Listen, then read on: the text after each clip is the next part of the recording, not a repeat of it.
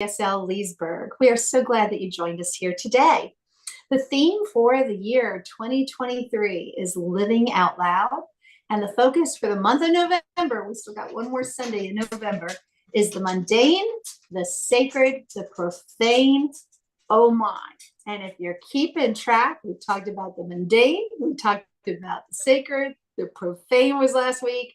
So guess what? This service, we're going to focus on oh my. That's the title of our talk today. And I cannot wait to hear what our wonderful spiritual director, Charlene Banks, brings us on that topic. Oh my. Like I said, we're just so glad that you took some time out of your day to join us. We thank you so much for being part of our service. Please feel free to add any chat in the chat, any prayer concerns, celebrations, anything that you would like us to include later in our service. When we do our prayer, it's affirmative prayer, and we call it spiritual mind treatment. So add that, and we'll be sure to include that when we get to that portion of our service. So that's all I have to say to officially welcome you. Sit back, relax as we start our welcome home video. Please join us as we create our sacred space. We set our intentions of deepening into our awareness and practice of our 5 pillars of spiritual living by lighting this candle in our virtual world. Our first pillar is sacred study, represented by the divine quality of truth. We use this pillar to recognize the importance of an open mind and the power of our minds. The second pillar is affirmative prayer, represented by the divine quality power. This pillar honors the power of prayer in our daily lives.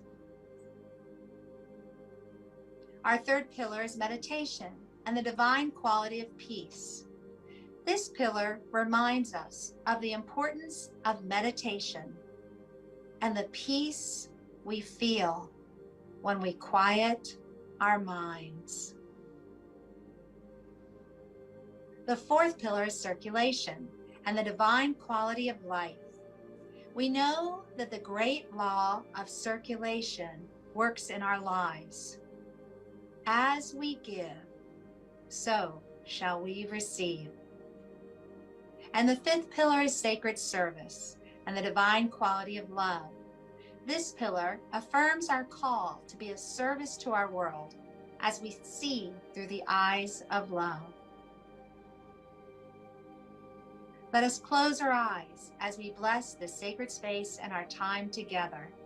As we weave each of these pillars of spiritual living into our service today, may they deepen our own spiritual practices of study, prayer, meditation, circulation, and service, expanding our minds and our hearts to the 5 divine qualities of truth, power, peace, life, and love.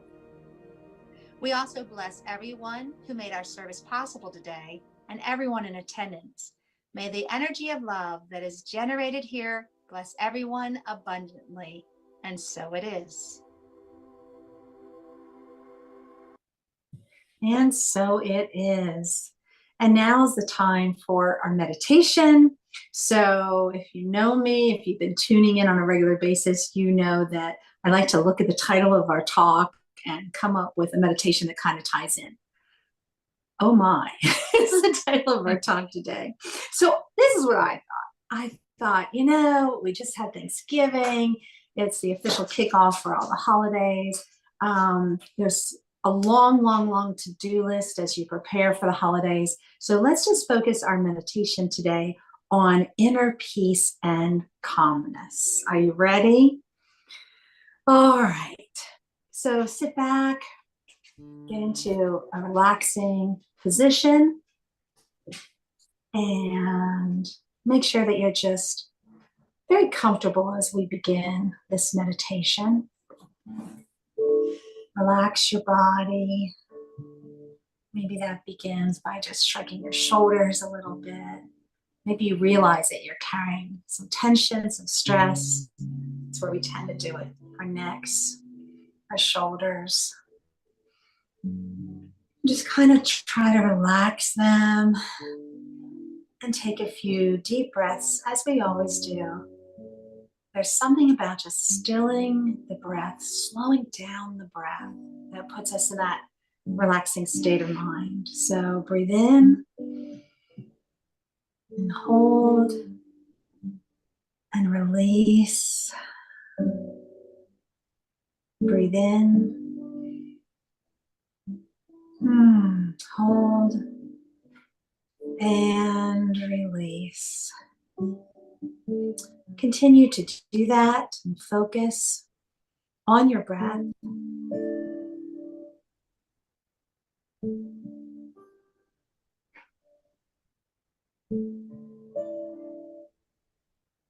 And as you breathe and listen to my voice, I want you to notice and appreciate how wonderful it feels. As you inhale, you take in like a coolness.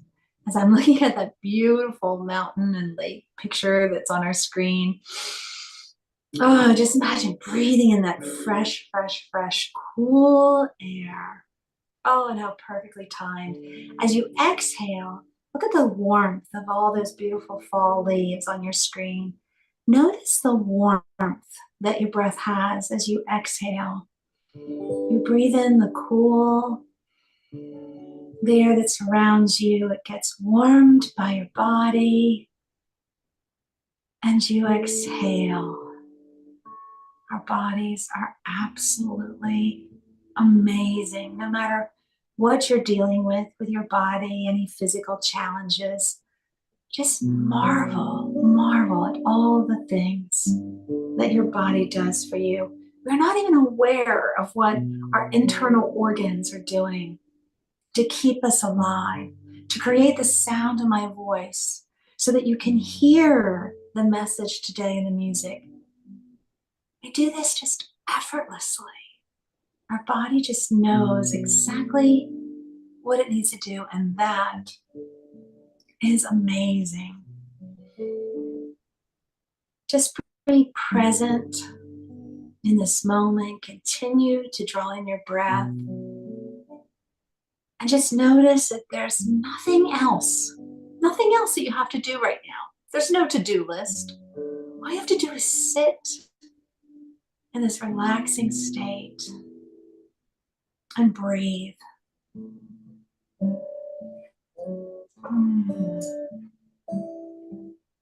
I always feel that meditation is hitting that pause button.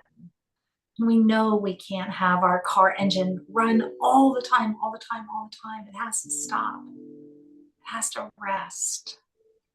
And sometimes we forget that that is also true for our minds and for our bodies. And that's what we do when we meditate. We take that to-do list, put it aside, and we just stay in the now, in this present moment where there's absolutely nothing to do. And I want you just to enjoy this inner peace that you feel, this calmness. Your body is saying, oh, yes, this is exactly what I needed at this moment. And it welcomes this peace like a mother welcomes a child into her arms. You are safe. You are at peace. All is well. And there's nothing that you have to do but sit back, breathe, and relax. So as I watch that sun sinking down into the horizon, it tells me that now is the time to slowly begin to return to us. Wiggle your toes, your fingers, roll your shoulders, move your neck, maybe from side to side or in circles, gently and slowly. And this calmness, this peace that you feel is always yours. If you're finding that life is just becoming too overwhelming, if that to-do list is getting to be too long, if you're getting overwhelmed with all the things that come along with the holidays, Let's take a moment to recall this meditation. Go within and relax. Focus on your breath. And enjoy the peace and the calmness that is yours to enjoy anytime you need it. All right, with that, let's go into some great music, right? It's time.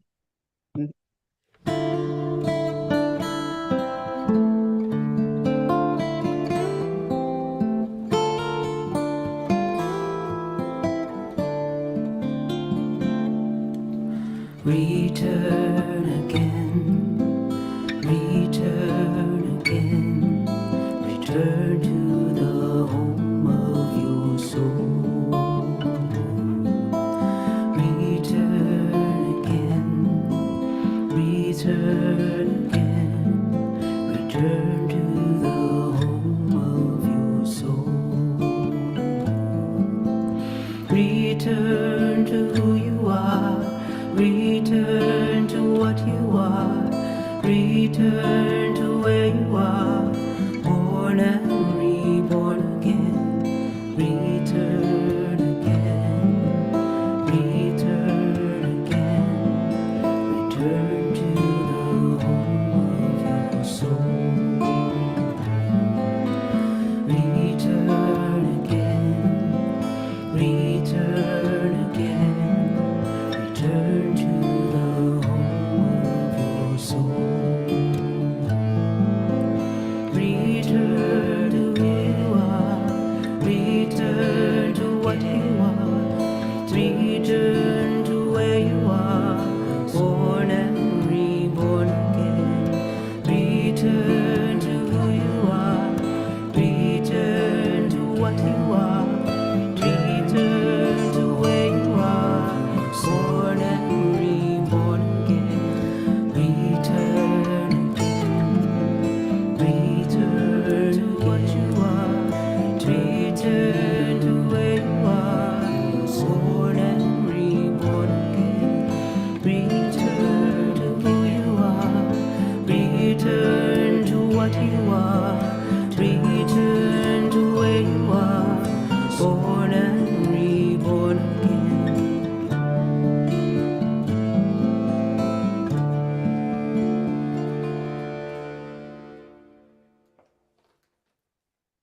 Oh my, that was amazing. Wow. Yikes. I mean, it's as if Tamara and Leah talked to each other about how this was going to go. That was amazing. I am always so amazed how Spirit just does it, just brings it all together. Because Tamara brought us back to ourselves, and I didn't know how much I needed to just sit there and breathe and look at pretty pictures and recognize that my body is doing so many amazing things while my mind is running into the future, into the past, and just returning back to where I am right now, right here in this present moment. The most powerful moment that I'll ever have access to is the now. And thank you for that. I know Spirit just works together to bring me right where I need to be. And so it is. So here we are together the last week in November. We're talking about, oh my, and I have to do the face from Macaulay Culkin. Because as we talked this whole month, we started with these little boxes. We decided that the world was broken up into three separate things. You had the sacred, you had, well, first it started with the mundane, right? The chopping wood and carrying water. And I think we changed it to answer the email and walk the dog, right? And it's just so mundane that we almost don't give value to this moment that is mundane. And then we talked about, well, what would we prefer? We would prefer everything be sacred. The sacred imbues a certain quality that gets us closer to the divine, that immanent nature in us that's also ineffable. We can't really, we can't describe it. We definitely know it when we feel it. And then we start to judge what we then call the profane, the secular, the not sacred, because in our minds, did I mention our minds love to make categorizations in little boxes? In our minds, we're like, oh, the profane equals bad, the sacred equals good, and then anything that I'm not proud of, I will just go ahead and pretend it's not there and then judge my neighbors for having that same quality. Let's do that. No. So the idea of having these separations in these little boxes is something our brains love to do. We evolved to hurry up and put our situations into categories. Should I be afraid or should I not be afraid? Because I have seconds to save my life. If it's I get triggered by something, is it a tiger or is it just a bunny? What's in the bushes? I only have a second, and that second is precious. It could be the difference between life and death. We've started to sum up our whole world around us with a snap judgment. Is this good? Is this bad? And if we don't watch it, we become just knee-jerk reactions with not enough information. Like the worst eyewitnesses are eyewitnesses. Like, just ask any police officer or anybody in court. The last thing you can really trust are your eyeballs, because your eyeballs are telling you things that you may not be seeing because you're seeing something, filtering it out, and then your brain collects things and filters that out and then says, yeah, here's the truth. It's a fraction of what's really happening. So we have this tendency to break everything up into boxes, judge those boxes, detach from anything that we don't like, attach to everything we do like, and then, well, it's stressful. And yes, when we do this during holiday season, oh my gosh, add more layers on top of that, and we become quite the neurotic group of people. Now, that's how we got here, but this is not where we need to live. The whole purpose of spiritual teachings are to uncover the truth that's beneath all. The one truth, the golden thread through all religions that has been spoken from the mountaintops and from down below in the valleys. This truth that has lived through and as creation, even before we had words. The truth is that we're all one. There's only one that is replicating itself in all the different variety of experiences. That one is imbuing itself in everything. And we could say, you mean everything? All the everything? Yep. Everything. And so don't just take it from me. I mean, this is coming from all kinds of places. In fact, let's start out to do my little share screen thing. I've prepared a few slides. So first, let's talk about scripture. In the scripture in John 14, verse 1 and 2, do not let your hearts be troubled. My Father's house has many rooms. This is an indication of the plethora of ways that spirit is revealing itself, not just through one tiny room and a tiny little, no. My Father's house has many rooms. You're going to see many representations of truth, of the one, which is everywhere present. Okay, so not just scripture. All right, let's see what Ernest Holmes has to say about it. And Ernest Holmes, of course, founder of Science of Mind, says, we believe in the individualization of the spirit in us, and that all people are individualizations of the one spirit. All people are individualizations of the one spirit. This is a new thought concept, but it's new thought, and we should put / ancient wisdom, because new thought came about in the early 1900s. They didn't create anything. They just rediscovered what the ancients had been saying all along, and then packaged it in a way that was consumable by then the modern people. So yes, individualization of people, of spirit in each and every one of us. So we don't get to say, well, that's part of the one, that's part of the one, that's one, that's not one. That's not part of the one. If there's one, then it has to be part of the one. It's not rocket science. All right. Well, let's go back and see what has been the teachings over the years. Ancient wisdom as in what? Well, Sikhism is one of the ancient wisdom traditions. And it says here, I've forgotten my envy of others since I found my sacred company. I see no enemy. I see no stranger. All of us belong to each other. The one pervades all. The one pervades all. I love it.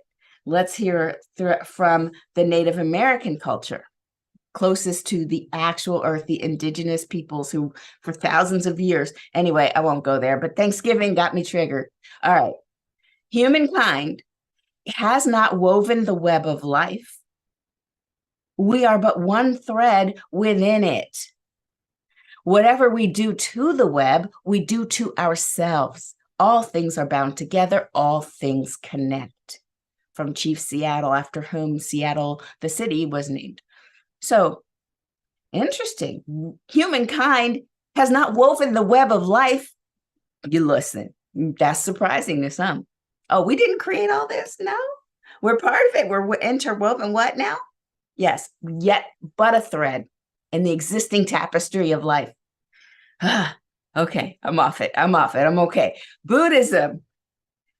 Here's something from Rebecca Bradshaw, who teaches Buddhism. It's hard to imagine how we could believe ourselves to be separate, independent beings when we're so intimately connected with our environment.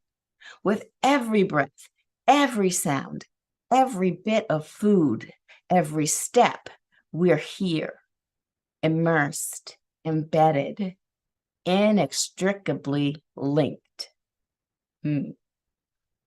Nice. Okay, the last one we have to talk about here, Hinduism. And this is from the Chandogya Upanishad. There are many Upanishads, this one, Chandogya. As the rivers flowing east and west merge in the sea and become one with it, forgetting they were separate rivers, so do all creatures lose their separateness when they merge into pure being. There is nothing that does not come from him. Of everything, he is the inmost self. He is the truth. He is the self supreme. Now, in that one, just knowing the he, the capital S, the Brahman, this is the overarching beingness in Hinduism, the out of which comes all other beings. And it's not as if we become separate. The capital S, the big self, individualizes itself as little s self, and then it merges back into the big. So we're never, ever separate, although it might feel like it sometimes. So that is what I have to say about that. Let's stop sharing for a second. And becoming aware of our oneness then with each other, with the earth, with all creatures, with the tapestry of life, of which we are yet a thread, just but a thread. This is the first step that we take to kind of wrapping our arms around this seemingly oneness, yet we separate the mundane, the profane, the sacred, and try to get overwhelmed. No, it is all one. And it's interesting how I talked about it last week, the cultures will separate differently certain behaviors. In some behaviors, one gesture could be sacred, and in another community, that same gesture is profane. And so there's no power in the gesture itself. I think we can agree that the power is in what we've thought, what we think about it, what we've trained ourselves to believe about certain things. And that is where the separation comes. That is where a sense of separation comes, because we believe our cultural norms. So if we become aware of our oneness through ancient wisdom, traditions, and all the thinking and all the quotes that we've used just now, then we understand that even though our bodies look like they're separate, that we're not. If we know that God is all there is, then even that thing that vexes us is part of the whole, part of the one. But it's not easy. And let me tell you why it's not easy to say, oh, look over there, that thing that I'm not familiar with, the thing that's kind of scary. Let me run up and hug it because it's part of me. That's not a natural tendency. No. In fact, I still recommend that you run if there's a tiger, or maybe play dead if there's a tiger. Like, don't engage the tiger. It's a tiger. Tigers are going to tiger. It's not going to change. Now, but what we can do, though, is suspend our judgment. Have you ever watched a nature video? Nature is ruthless. Have you seen? Okay, they'll follow the fluffy little thing through the caribou, just boop, boop, boop, through the fields, and then they show the lion. And then you're like, oh no, what's going to happen? We know what's going to happen because the tiger's got, the lion in this case, has got to eat. And but it's hard to watch. And part of you, and I know for me anyway, I'll speak for me, I'm like, why doesn't the cameraman intervene? I mean, you're right there. It's probably a telephoto lens, but listen, couldn't you create a distraction and save the gazelle? It's not the point. Listen, it's not good, bad, or ugly. It's just life. We're looking upon life, and we've got to somehow find a place in our hearts to say that is what it is, right? I mean, and we can make excuses. These are animals, and animals don't, right? We could do that. All right, let me ask you about this one. You are a Catholic priest, and you are working in the heart of Los Angeles, and you've got a lot of gang members who are hell-bent on killing each other. Now what do you do? I mean, they're not listening to you. You can stand on the corner and open your Bible and preach, and they would probably not listen, and that would be the nicest thing that you might get from this community. So becoming present to the judgments that we have about this group of people, and oh, look at the tattoos, and look at the way their pants drag, and look at this and look at that, and oh my gosh, they're separating themselves based on a handkerchief color, and then they're gonna fight each other, and then I'm doing so many funerals. Well, these people won't listen to me. What can I do? And instead of judging, there is a person named Father Greg Boyle, the founder of Homeboys Institution, who did something about it.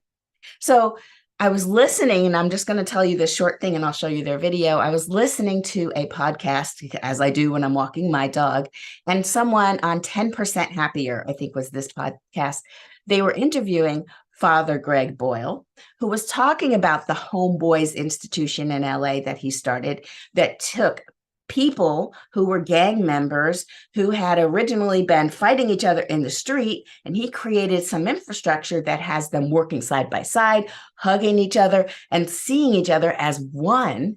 And I was like, wow, look at God. Now, you would think that I would be talking about how God shows up in Father Boyle's life. I was like, look at God giving me content for my talk. This is how I think. Now, but it's very, very good. Now, I'll show you this, and then I'll continue the impact that it had on me. So let me share.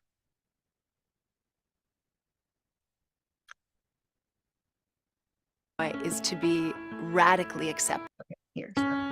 To walk into Homeboy is to be radically accepted. It is a place of the deepest kind of inclusion, and that gives people purpose. Hey Benji, tell us who we are. Educational class schedule, youth re-entry center, tattoo removal, cafe, what do you got for us? Bakery, merch, tours, visitors, and such. Jesus, please lead us in prayer. You guys could please bow your head. I want to pray for Homeboy Industries. I want to pray for everybody out there. When I first came to Homeboy, I didn't really know what to expect. When I walked in, it was so much love given to me to where it was like, oh, I can relax. After all that time in prison, you know, there's a lot of anxiety. As soon as I walked through those doors and Father Greg hugged me, I just felt like I was home. When we're out in the streets, people try not to look at us. Once you come into Homeboy, they don't judge you. Like, they literally do see you. You know, you don't get to pick where you grow up. You don't get to pick your family. You don't get to pick the stuff that you're born into. I learned how to be a father. I learned how to be a son. I learned how to be a man.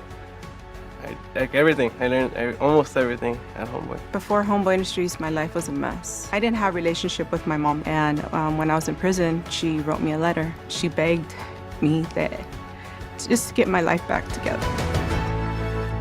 Father Jesus never made me feel anything other than kinship. That's what works about Homeboys. I mean, it's the kinship. And being together and being present and pushing each other, supporting each other. We take people that are involved in gangs, in criminal activity, that want to change, and we bring them in, we give them a job. I don't know how I would have changed it if I would have never went to Homeboy. They just there to help and change lives.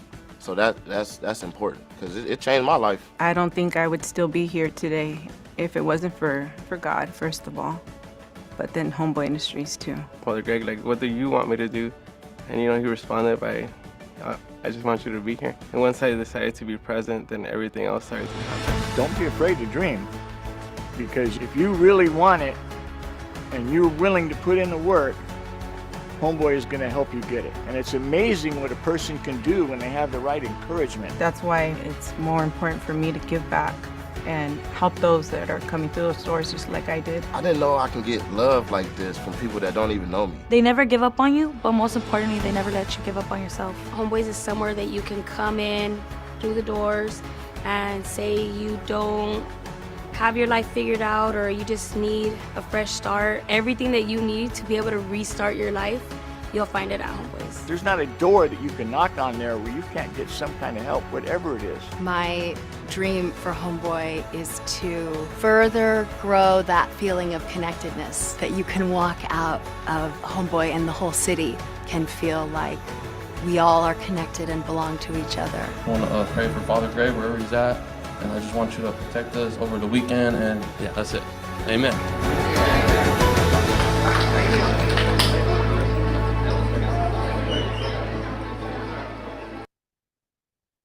Woo! Okay. Wow. Am I right? Mm-mm-mm. We belong to each other. Did you hear that? That sense of connection. And mind you, these were people that if they saw each other on the street, it was all about beef. Who's got beef with whom? And I love that Father Greg Boyle, who would stand on the corner and look and say, what? Another funeral, huh? He could have just judged them and walked away, but said instead, what is mine to do? And so the person who was interviewing him on 10% Happier, I forget the host's name, but you guys, it's probably, anyway, not important. He asked him, well, so what happens when it doesn't work? Like you bring these people in, you're giving them these opportunities, and if they're just not, you know, have some people just are rebellious or they have some issues that go deeper than can be helped. And he said, Dr. Greg Boyle said, well, we then have to part ways, but we tell that person, come back when you're ready. Come back when you're ready. And some people took 11, 12 different times, and they knew they weren't ready because they were starting fights, getting in trouble, not listening, not following through. Come back when you're ready. Our doors are always open. And I love that because you're probably not going to get it right the first time. How many times have we tried new things and we don't get it right the first time?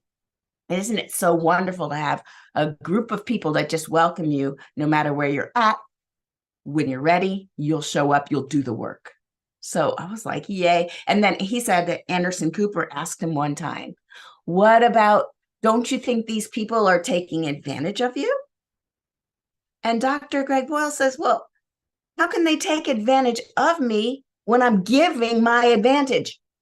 That's what I'm giving. And I thought, oh, I love that. I love that. How can they can't take it from you if you're giving it to them. They're receiving it is what they're doing. And I don't know why that stuck out to me. I think sometimes I can be a little reluctant to help too much or to be too obviously helpful. I like to give from the shadows so that I don't create dependencies. I don't want people to take advantage of me. And I just remembered. And when he said that, I was thinking, oh, I guess if I'm clear on what I'm willing to give, it shouldn't matter if people see me giving it or not. I'm not going to give more than, right? So I just have to watch myself. And that's sometimes the barriers that we can have on what is mine to do. And the final thing I want to talk about on what is mine to do is that challenging ourselves to stay in the moment and look at every scenario and not judging it and trying to figure out what ours to do, that's definitely needed. And it is how we can move through these troubling times. I know that we look out into the world and we see some crazy sauce. It's crazy sauce right now. But I think back to 1955, was it, when Rosa Parks she sat on that bus and she said, well, so I'm not going to get up. Now I'm mentioning all this because December 1st is Rosa Parks Day, where we celebrate Rosa Parks and how she started a movement by the whole segregation, the whole Jim Crow laws in the South were ridiculous, that some seats were for white people, some seats were for Black people. And if the Black people were sitting in the white section, then they had to get up if a white person came on the bus. And she's like, nope, my feet hurt, I'm not going to get up. So started a whole thing. And if you hear her tell it, though, which I was reading about her, she said it didn't start that day. My feelings about this didn't start that day. In fact, I have a picture I wanted to show, just so you, as I'm speaking, you can keep it in your mind. So let me share one more time. I promise this is the last time. All right. So it's Rosa Parks Day, December 1st. So the truth about her, she said and this is like a heartbreaking and heartwarming at the same time. It's kind of weird, but she says, as a childhood, her childhood friend recalls that nobody ever bossed Rosa around and got away with it. So she was a firecracker from the beginning. And she didn't start becoming active that day she decided not to get up. No. Things had been building up. So listen to this. I'll keep it short. Rosa Parks' grandmother, who had been enslaved herself, openly feared that her granddaughter would be lynched before she was 20 years old because that's the kind of person she was. She would always be like, excuse you, what are we doing? And I love this about her. So she was repeatedly rejected at voter registration office when she was younger. She kept returning until she was registered. Now, this is a time when they kept Blacks from voting by poll taxes, literacy tests, or needing to have a white sponsor. She showed up over and over again until they put her name on the registration. She was one of the 3% of eligible Blacks to vote where she was. And she's like, nope. And then she played a leadership role in the NAACP. She attended their meetings in the 30s. So this is a cool 20 years before she was her famous sitting on the bus incident. She served on 2 executive committees at the NAACP.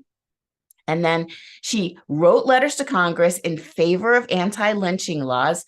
She interviewed Blacks who had been attacked by whites so that it would be written down in the history rolls because there were no reports being done on this. And she's like, no. I got time today. I got a pen. I'm going to take some notes. What happened? Wrote stuff down. Love her. And then by the time the 1955 bus incident happened, she had a track record of relentless fighting of the status quo, doing what she could do. She described it as a life history of being rebellious. Parks tried to correct our national narrative about what happened on the bus. She said, no, I was not tired physically, no more than I am usually tired. The only tired I was tired of giving in. I was like, yes. She said, I'm tired of that. And so that's the idea. She was tireless, which is why she was able to stand up or sit down in this case and do what she did to garner national attention. So this big reveal about how Rosa Parks didn't just wake up one day tired, she chose not to move. No, it's about a relentless idea of what is mine to do. And then it helps us to give sort of support and empathy to others in our lives. So how are we challenging the status quo? How are we? Are we bringing up those uncomfortable discussions with people we know? Are we actually saying something, showing up and working on behalf of those who can't speak for themselves, whether it's gay and trans rights, maybe it's for the fact that they're banning books in school. Pick any of the horrible things that are happening right now. And I guess we can all ask ourselves, are we doing the things that need to be done? And using Rosa Parks as an example of how we too can stand up or sit down, whatever the case may be. So I think that that's amazing. My final thing to say to you then is that let's get busy. Let's decide to see the perfection that is there, to see everything as one. And then when something sits not so right with us, we have the courage to express it in a way that fits our life, and that we're no longer pushing down parts of us that we don't want to really embrace. We bring it forward because it could have something to teach us. And instead of staying quiet because we don't want to make a fuss, we sit a little taller and raise our hand and ask a question. Every little thing we do could be building up to something amazing, because we are all each here to live our best life. And we want that for everyone, not just for ourselves. All right, well, I'm out of time. Let's go within and let me check the chat, see if there's any requests for prayer. So in this moment, we just simply go within, just knowing that everything that unfolded here was of divine appointment, because we are one with the divine. There can be no separation, no otherness, only the oneness that we all are. We are each a tiny thread in the big, beautiful tapestry of life, inextricably connected to one another, inextricably connected to the divine. And as such, we get to live the loudest, fullest lives that we can come up with. Spirit is always creating new, beautiful colors in our life, new opportunities to share, to support, whatever it is that comes up for us to deal with. I speak my word that we have everything we need to be amazing in this life, starting right now. That we can find all the energy we need to do what needs to be done, and allowing other people to also do what needs to be done. And just loving everyone for how they show up and not judging how they look or how it seems. And just trusting that the divine has got this. So with excited anticipation, I simply say, I can't wait to see what gets revealed to each and every one of us during this following week as we step into the holiday season with hearts big and wide and giving and loving and amazing. I release my word into the law. I let it be. And so it is. Ashe. Now we have some music from Leah. One sec. Yeah, there we go.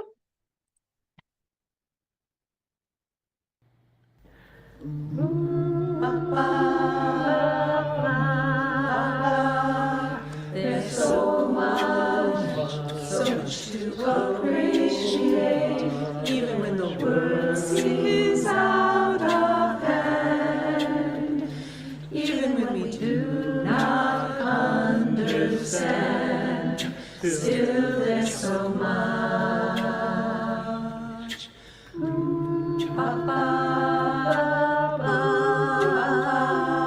There's so much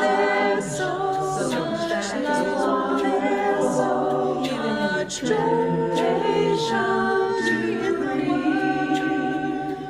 let us take a moment, so much just to the end, and recognize there's so much. There's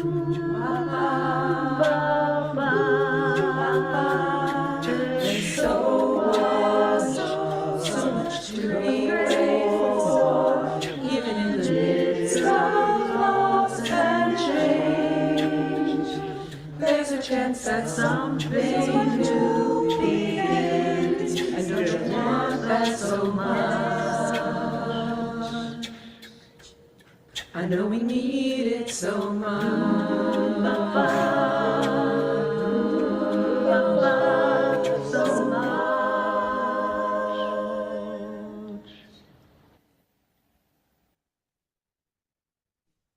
All right. Thank you so much, Charlene. And Leah always finds ways to amaze and surprise us and fill us with awe. Oh my, right? All right. Now is the time that we bless the donations that are shared with our center today at CSL Leesburg. As you heard in our opening video, we believe in the law of circulation. As you give, so shall you receive. And we don't just say that, we practice that. We are a tithing community. The donations that are shared with our center bless everyone, those who give and those who receive.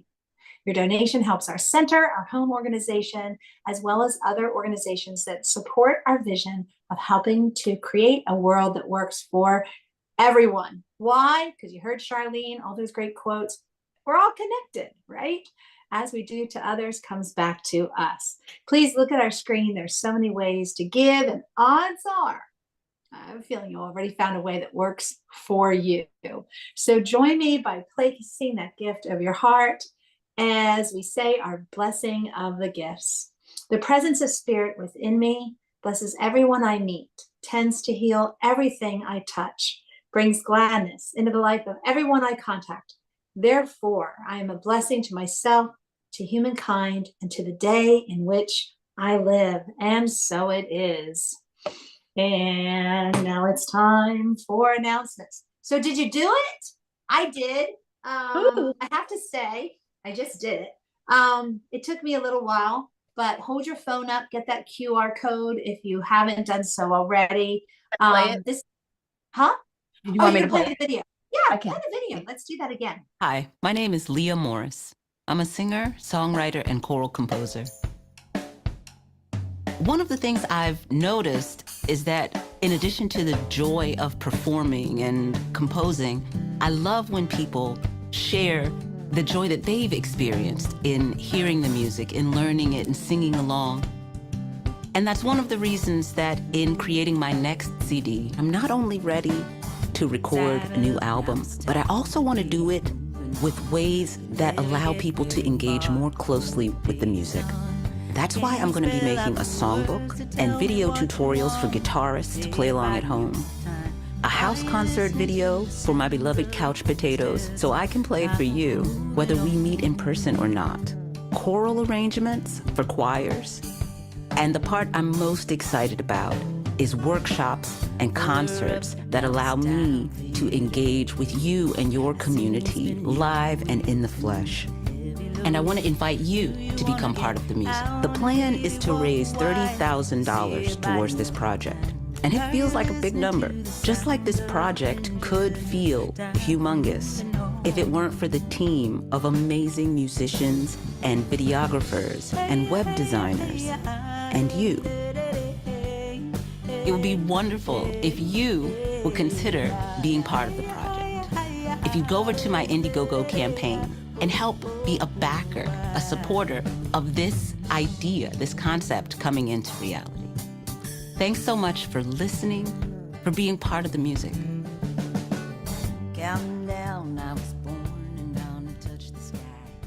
All right. Like I said, we love Leah, and we keep saying, like, we are so fortunate that she's part of our services on Sunday because we know that she is going to burst into the world and become this amazing musical performer, and that more and more people are going to learn about her. And this, I've been looking for a way to support her, and it's a little challenging. She's over in Germany, and this is a great way that you can contribute and support her. And the amazing thing is, like, this old, was it PBS specials or something, where when you give, you get things back. So she has all these different opportunities where you give, you're going to get all these amazing things back from her. It was easy. I had to kind of pursue it. I'm a digital immigrant. I'm not as quick with some of these things, but I was able to figure it out. And if I could do it, you can do it too. And we just want to really show Leah our support because she has just been amazing with supporting us and providing this wonderful music. And I want to be the one that says, oh yeah, I was there in her early days supporting her. I just did it. Yeah, too. see, it's easy, right? Yep. It's so easy. So join us and support Leah in this new adventure that she's going on. Also, it's just that time of year when you're thinking about money, and you might be thinking about the money that's going out as you're spending on all the holiday preparations, but you're probably also thinking about taxes too, right? And we're thinking about our budget. So on December 10th, we meet and we have our annual meeting for our members, and we have to put together a budget for the upcoming year. And we need to know, like, what are we working with? What can we continue to provide? What can we add that's new? And we need to know what we have in the till. So we're encouraging you, if you have not done so already. Holy cow, do you see that date? Do you see that date on this? That's today. So listen, this is what you have to do if you have not done so already. Please, please, please go to our website, fill out the little form. It'll take you just seconds to do. Commit to giving a regular amount for 2024. And then Charlene will mail off to you this fabulous journal that you can have by your side, just like I do.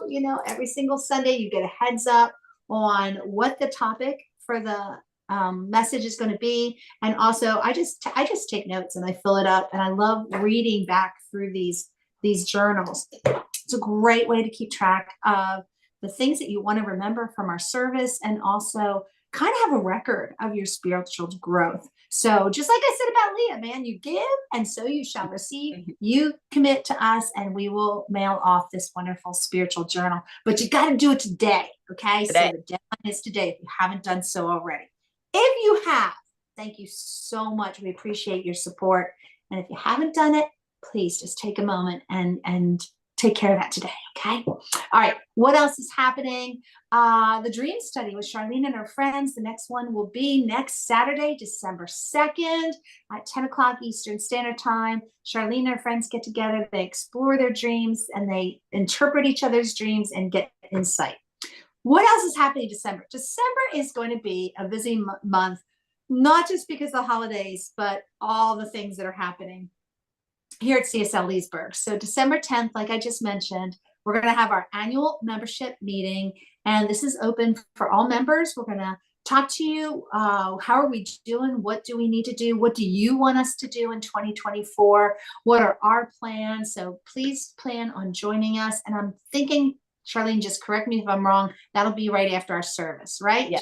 Yes. All right, cool. Because I know how things go. Also, look at this. It's already time to start talking about the end of the month. So December 24th is a Sunday. We will have a special Christmas Eve service at our usual time. And then New Year's Eve falls on a Sunday, December 31st. And we will have our traditional New Year's Eve burning bowl service. If you haven't done that, I highly encourage you. It's always a great way to kind of say goodbye and end up the year and look forward and make plans and commitments, visions, expectations for the new year. Woo! All right. I'm so glad we did that meditation at the beginning. Just that list of all the things in December. Know that you are absolutely amazing, and anytime that you need to go within to find that inner calm, it's all within you.